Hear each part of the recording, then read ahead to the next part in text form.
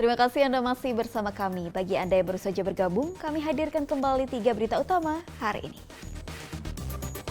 Kawanan maling spesialis pembobol rumah di Kabupaten Deli Serdang mencuri 6 unit sepeda motor di rumah yang sama dalam satu malam.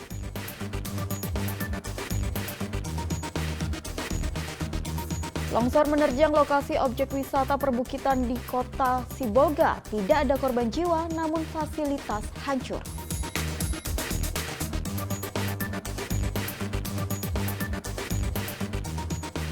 Seorang narapidana kasus penyalahgunaan narkoba kini berubah menjadi sosok guru ngaji di Rutan Kelas 2 BK Banjahe, Kabupaten Karo.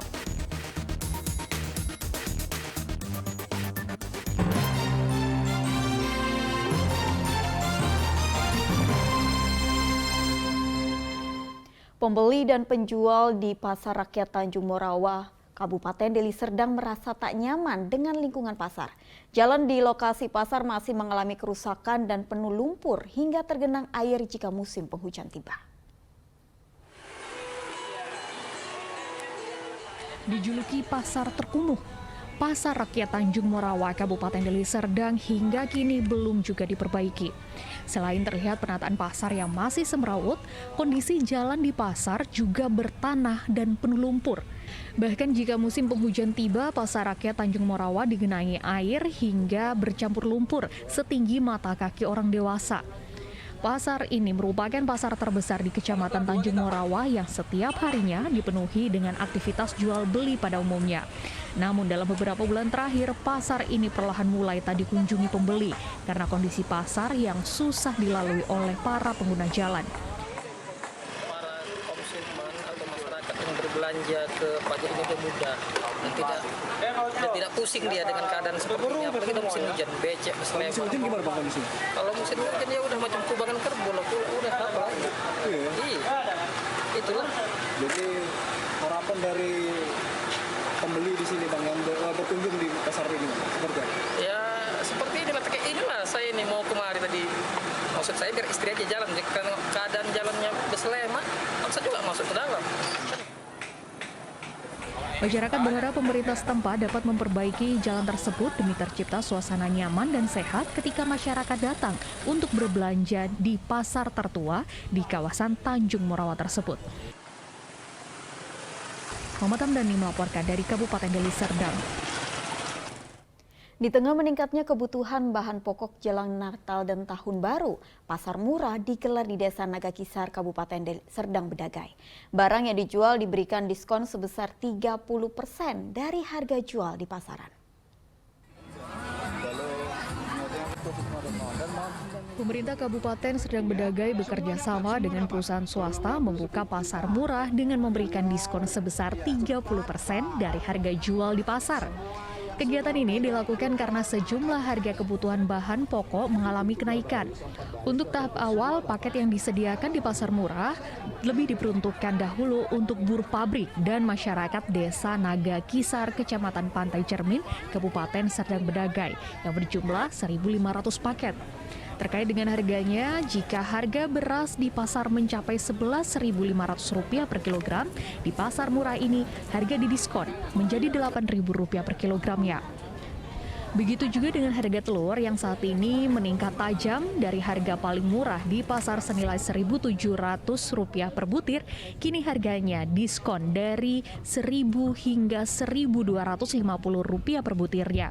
Sementara dengan gula pasir dan minyak goreng didiskon menjadi Rp10.000 per kilogram dari harga minyak yang senilai Rp14.000 per kilogramnya. Membantu kali lupa karena sama sekarang ini harga kan melonjak. Karena ada pasar murah ini kami sangat terbantu dengan warga di sini. Itu apa aja yang Ibu beli? Beras, minyak, gula, telur. Nah itu harganya berapa Bu per kilonya? Kalau beras sendiri per kilonya berapa? Satu karungnya? Beli di sini. Ini 10.000. Apanya itu 10.000? Beras. Beras ya? Di sini sama-sama memberikan pasar murah dengan karyawan Aquapam yang berjumlah 1.500 orang dan paketnya pun juga 1.500. Insya Allah bukan di sini saja tapi di tempat lain akan kami gulirkan. Terima kasih. Pak, sembakonya apa aja Pak yang kita Sembakonya hari ini telur, minyak makan, beras dan gula. Tadi Jadi sama-sama harganya didiskon 30% dari harga pasar dan ditambahi lagi dari BI Rp10.000 ditambah kalau setiap belanja. Berapa banyak Pak ini akan disediakan? 1.500 paket tadi.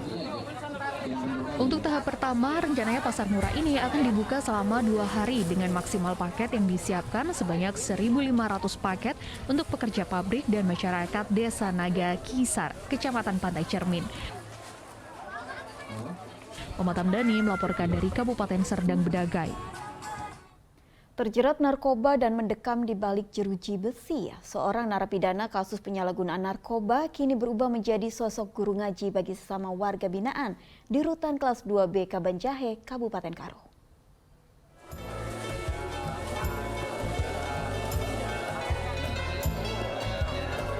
Tidak pernah terbersit dalam benak Eko Saputra bakal kehilangan sebagian masa hidupnya terpenjara di sel berlapis tembok tinggi.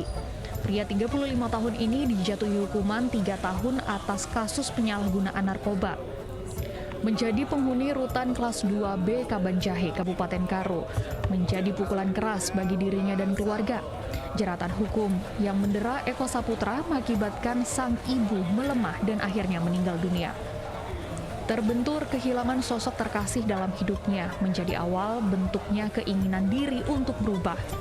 Eko rutin menerima bimbingan agama, rutin beribadah, serta terus belajar ilmu agama meski dalam kondisi keterbatasan. Tidak cukup hanya menyadari kesalahan, Eko kemudian bertekad mengajak rekan-rekannya sesama warga binaan beribadah bersamanya. Ajakan taubat terus-menerus diserukannya, hingga akhirnya Eko didaulat menjadi guru mengaji bagi sesama narapidana, serta menjadi khotib rutin di Masjid Rutan.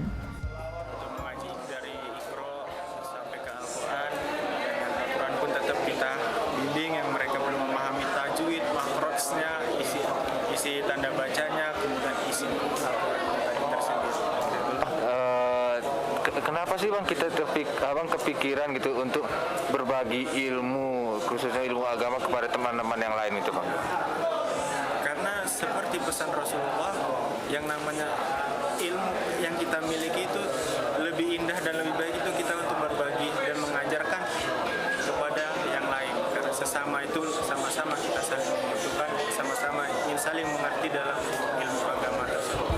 Selain pembinaan rutin oleh petugas Rutan Kelas 2B Kabanjahe, ia juga mendorong upaya memperbaiki diri bagi para warga binaan dengan menghadirkan para pembimbing dari luar rutan. Langkah yang sudah kita lakukan adalah yang pertama menekankan mereka bahwasanya mereka bukan orang jahat, tapi hanya tersesat. Jadi kegiatan-kegiatan yang kita sampaikan itu kita sampaikan yang pertama hak dia, yang kedua kewajibannya. Jadi kita sampaikan kewajibannya salah satunya adalah untuk beribadah. Jadi kegiatan beribadah itu pasti mendukung bagaimana perubahan pola perilaku keseharian mereka di luar kemarin. Sehingga ya semakin hari karakter mereka semakin berubah menjadi lebih baik, diikuti dengan etika, tentu yang paling utama adalah keimanan. Sosok warga binaan Eko Saputra juga diapresiasi oleh Karutan Kelas 2B Kabanjahe. Aktivitas harian Eko mengajar mengaji bagi sesama warga binaan dinilai sebagai langkah positif bagi warga binaan agar dapat diterima kembali di masyarakat usai menjalani hukuman. Tutia Lewa Lubis melaporkan dari Kabupaten Karo. Laporan tersebut mengakhiri berita Medan hari ini. Saya Tabita Putri berterima kasih atas perhatian dan kebersamaan Anda. Selamat beraktivitas dan sampai jumpa.